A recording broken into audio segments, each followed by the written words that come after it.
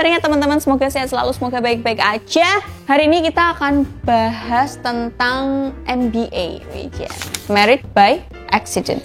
Banyak ya di lingkungan kita yang seperti itu. Bahkan zaman sekarang kayak di sosial media lebih normal orang yang MBA tapi anaknya dirawat daripada udah tua nggak nikah-nikah.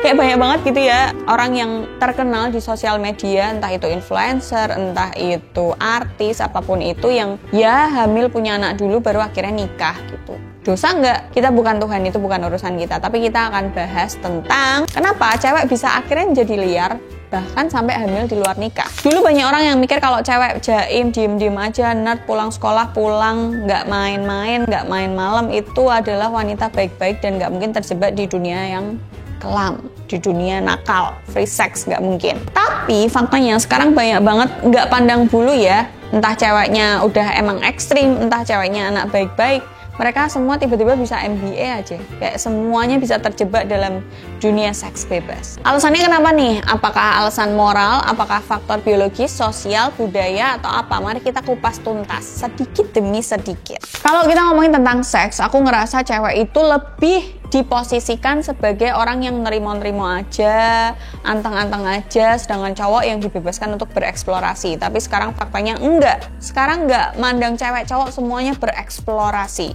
Mulai dari sosial media, mulai dari budaya luar yang masuk ke sini, banyak banget kan mungkin pertukaran pelajar atau orang-orang yang tinggal di luar negeri masuk ke sini, ya kan, terus akhirnya bertukar budaya, akhirnya kita orang Indonesia ngerasa, wah seru juga ya budaya itu, akhirnya mengadaptasi hanya di bagian itunya, gak dengan tetek bengeknya gitu loh. Kayak kita mengadaptasi suatu budaya tuh hanya segelintir, secupit yang menurut kita bagus, menurut kita seru aja, tapi gak semuanya gitu, dan gak disesuaikan sama budaya yang ada di sini. Dan itu menjadikan akhirnya cewek-cewek itu lebih bebas, lebih aturannya lebih didorong lagi, akhirnya amit-amit sampai kebobolan. Yang pertama, faktor biologis. Jadi teman-teman, cewek itu punya nafsu, nggak cuma cowok doang punya nafsu, tapi cewek itu nafsunya lebih dikontrol oleh, selain hormon, dia ada siklus menstruasi. Kalau cowok ada testosteron sebagai bahan bakarnya, cewek itu juga ada hormon testosteronnya, tapi ada juga hormon estrogennya. Dua hormon ini bekerja sama di libido cewek, jadi ada fase dimana dia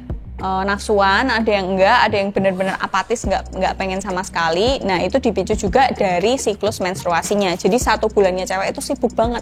Terus ada yang namanya foreplay sama stimulasi emosional. Kalau cowok itu kan makhluk visual, dia disentil dikit, diliatin visual yang oke, dia langsung on. Nah, kalau cewek itu lebih ke emosionalnya harus dirangsang juga, situasinya, obrolannya, hasrat emosionalnya harus dipenuhi dulu, baru nanti begitu klik, nah itu dia biasanya malah susah ngerem. Yang nomor 2, faktor sosial. Ada yang namanya menormalisasi seks bebas dan eksplorasi. Zaman dulu seks itu masih dianggap tabu sekali, bahkan untuk cowok. Tapi sekarang semuanya lebih mudah untuk mengekspresikan apapun itu. Ada yang namanya tren sexual empowerment. Jadi cewek nggak perlu malu untuk mengekspresikan hasrat seksualnya.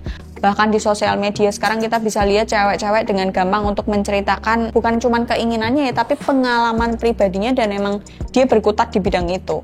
Terus juga sosial media dan dating apps yang mempermudah akses cewek-cewek untuk mudah menemukan pasangan seksualnya. Selain itu juga lingkungan pertemanan ya, karena mungkin budaya yang diadaptasi, free sex itu tadi, gaya bebas itu tadi, padahal ini bukan bicara tentang renang ya kan. Jadi itu mempermudah akses-aksesnya. Yang ketiga adalah faktor psikologis, di mana banyak cewek yang kepo gitu ya, ingin merasakan hal-hal tertentu yang belum pernah dia rasakan. Contohnya apa? Cewek banyak yang ingin deep connection, di mana aku juga pengen mengikat laki-laki, nggak cuma laki-laki yang bisa ngikat aku gitu ya, karena kan cewek mudah dipermainkan kalau emosinya sudah terpenuhi.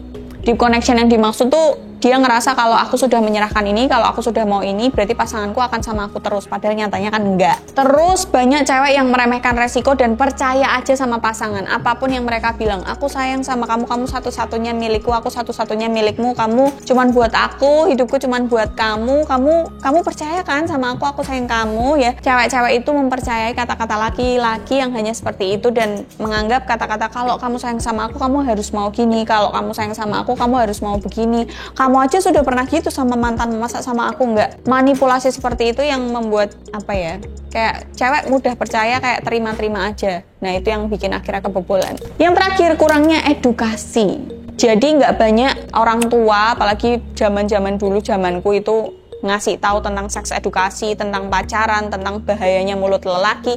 Nggak ada. Taunya, jangan main maghrib-maghrib nanti kesurupan. Terus apa lagi? Pokoknya hal-hal yang menurutku nggak begitu penting, sedangkan yang penting-penting itu ditutup sama orang tua kita zaman dulu. Dan banyak anak cewek yang nggak paham tentang masa subur, siklus menstruasi, tentang berhubungan badan, taunya mereka yang diajarkan sama pacarnya aja, dan pacarnya nggak mungkin kan mengedukasi, yang ada make, bukan ngedukasi. Poin keempat, kenapa beberapa cewek akhirnya jadi liar dan lebih suka untuk mengeksplorasi? Karena pertama dia ngerasa bosen sama aturan yang lama. Contoh, dia dulu dikekang banget, nggak boleh ini, nggak boleh itu.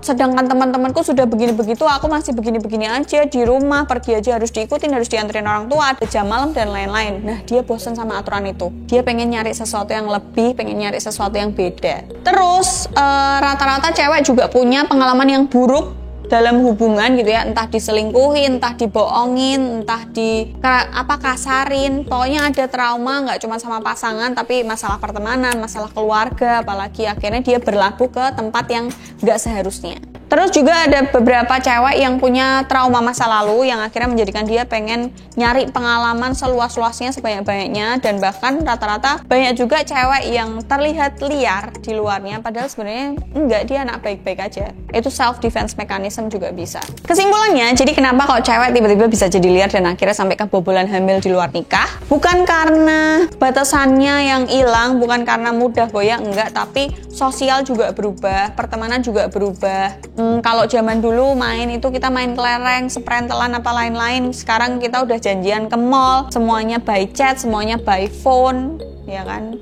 Anak SMP, SMA zaman sekarang udah terlihat dewasa sekali, nggak kayak kita zaman dulu masih bau matahari. Secara biologis juga berperan, apalagi zaman sekarang itu anak nutrisinya terjaga gitu ya, jadi pubertasnya lebih cepat. Kalau kalian lihat lebih tinggi-tinggi, lebih badannya lebih cepat jadi, otaknya lebih pada pinter-pinter. Selain itu juga emang cewek itu punya libido teman-teman, jadi nggak cuma cowok yang nafsuan, cewek itu juga sama. Cuman cara merangsang dan melampiaskannya aja yang beda. Aku berharapnya ada caleg kayak atau apa kayak orang pemerintahan yang benar-benar mengedukasi seluruh ibu-ibu dan remaja tentang seks edukasi ini. Itu sih. Tapi kayaknya kita doain aja lah ya, semoga Indonesia ini sehat-sehat aja. Tapi yang jelas teman-teman, eksplorasi itu hak semua orang, asal kalian bertanggung jawab. Kalau kalian cuma eksplorasi nggak punya edukasinya, kacau. Kalau kalian cuma diedukasi tapi nggak eksplorasi, kayaknya kurang pengalaman. Jadi kalau edukasinya sudah bagus ditambah dengan eksplorasi yang didampingi, itu akan sangat bagus. Gitu aja konten kali ini. Kalau kalian suka atau kalian punya komentar lain, boleh komen di bawah. See you in the next video. Bye.